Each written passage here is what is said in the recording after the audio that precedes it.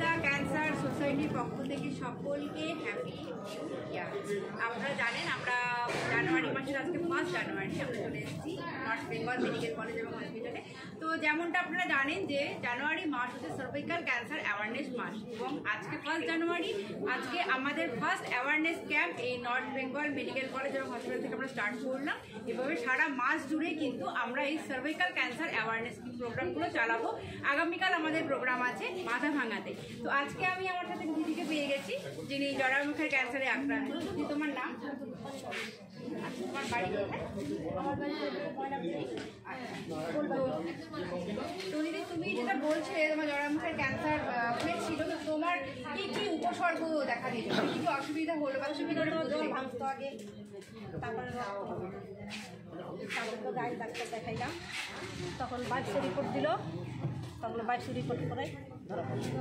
আচ্ছা, তারপরে তুমি ট্রিটমেন্টের মধ্যে এসে এখন তুমি ভালো আছো। তো আর আজকে তোমাকে সোসাইটির তরফ থেকে কিছু পৌষ্টিক আহার আমরা খাবারে দিয়েছি। হ্যাঁ, তো সেগুলো তুমি খাও, আরও তাড়াতাড়ি তুমি অনেক ভালো হয়ে গেছো, আরও তাড়াতাড়ি মানে সুস্থ জীবনযাপনে করতে ফিরে আসো। তো দর্শকদেরকে আমি উদ্দেশ্যে আমি একটাই কথা বলবো, আমরা কিন্তু বারবার এই ছোট ছোট বার্তালাপগুলো আনিয়ে আসি। আমরা কিন্তু এগুলো শুধুমাত্র অকারণে ভয় দেখানোর জন্য নয়, ক্যান্সার যে একটা মহামারী রোগ নয় এবং ক্যান্সার হলেই যে মানুষ মারা যান না, তার জ্বলন্ত দৃষ্টান্ত আমার সামনে দিয়ে দাঁড়িয়ে আছে। তো এই জন্যই দর্শকদেরকে বোঝানোর জন্যই কিন্তু আমরা এরকম দিদিদেরকে আপনাদের সামনে তুলে ধরি, যাতে এই ক্যান্সার নিয়ে এখনো অনেক কুসংস্কার রয়েছে আমাদের সমাজে।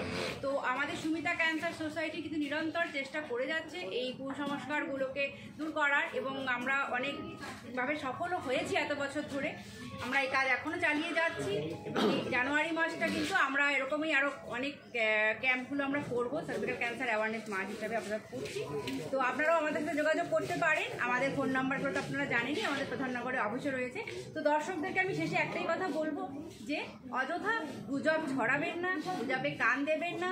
সঠিক সময়ে সঠিক রোগ যদি আমরা নির্ণয় করতে পারি তাহলে কিন্তু আমরা একটা সুস্থ জীবনে ফিরে আসতে পারি, তাই না দিদি?